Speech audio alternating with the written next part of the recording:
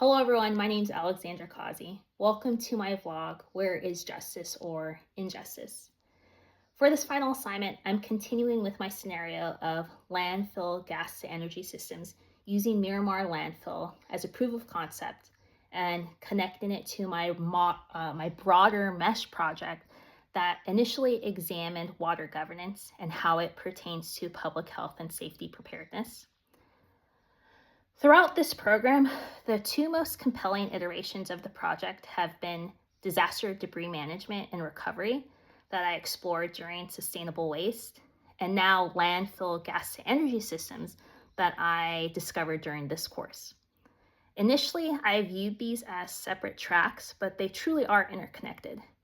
After large-scale disasters, especially wildfires in California, millions of tons of debris are generated, and that material ultimately ends up in landfills. So landfills ideally are not just passive waste sites. They are critical infrastructure that intersects waste, energy, and public health systems. This realization helped me refine my thinking.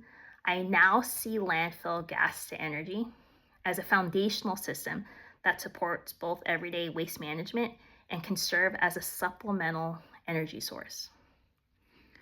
Using Miramar as an example, we can see what this looks like in practice, not just in theory, but in long-term operation and how those operations impact local communities. Miramar has been operating as a landfill since 1959, and its transition to a gas-to-energy facility was not a single decision, but an incremental process built through collaboration. The system was developed through a public-private partnership where the City of San Diego worked with private operators to design, finance, and manage the landfill gas collection and energy systems. This model is important because it directly addresses one of the biggest barriers to scaling these sorts of projects, which is the high upfront capital cost.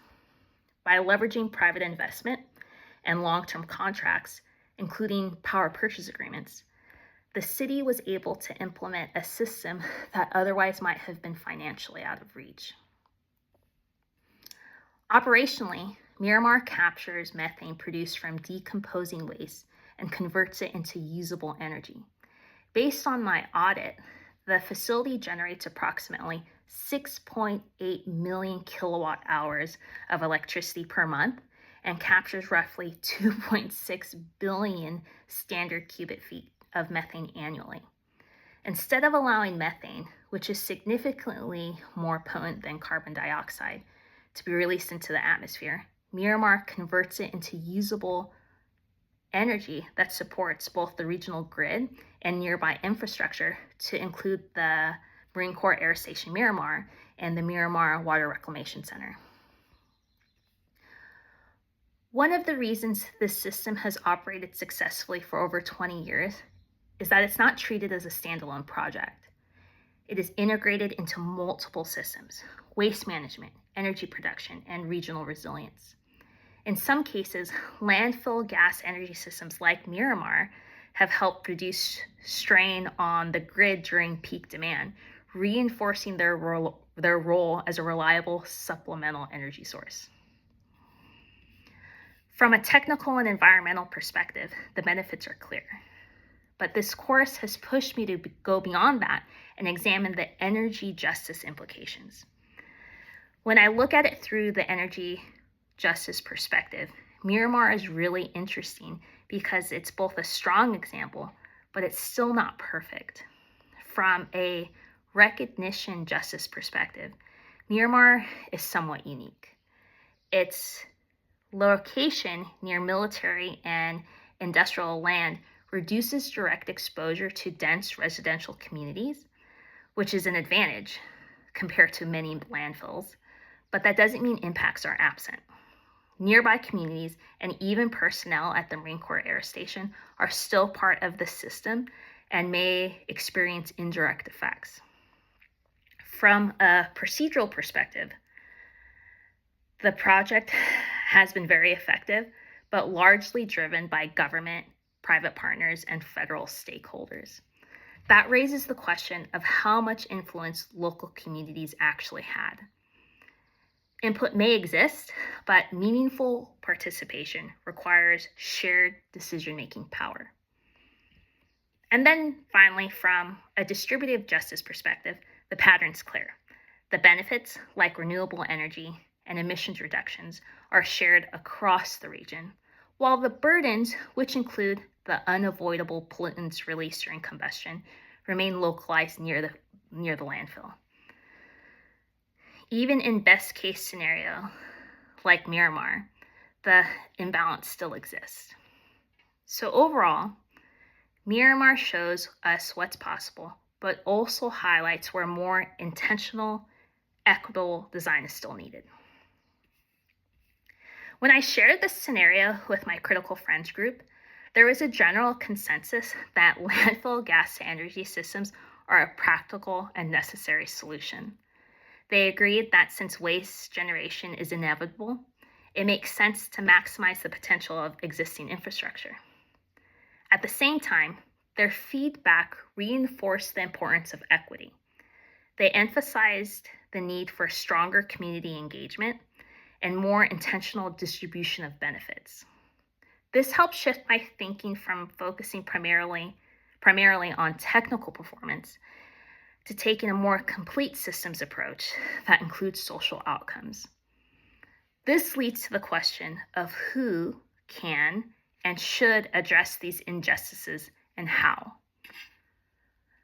Policymakers, they play a critical role, particularly through legislation like the Inflation Reduction Act, which provides financial incentive support. It provides financial incentives to support methane capture and energy generation. These incentives help offset upfront costs and reward ongoing performance, making projects like Miramar more scalable. State and local governments are responsible for implementation, ensuring that permitting processes, including meaningful community engagement, especially in areas that are in vicinity of local landfills, and that environmental and public health standards are upheld. Landfill operators and private sector stakeholders also have a responsibility to operate transparently, invest in surrounding communities, and engage with residents. And finally, communities themselves must be empowered with information, resources, and opportunities to participate in decision-making processes. In terms of solutions, I see a few pathways forward. Integrating community benefit agreements into project development, improving transparency around emissions and health impacts, and aligning financial incentives with equitable outcomes so that those most impact also share in the benefits. To close, reflecting on how addressing these energy injustices informs my broader MESH project, I see a clear takeaway. Infrastructure solutions alone are not enough. Whether I ultimately focus on landfill gas-to-energy systems or disaster debris management, the success of the project will depend on how well it integrates technical performance with social equity.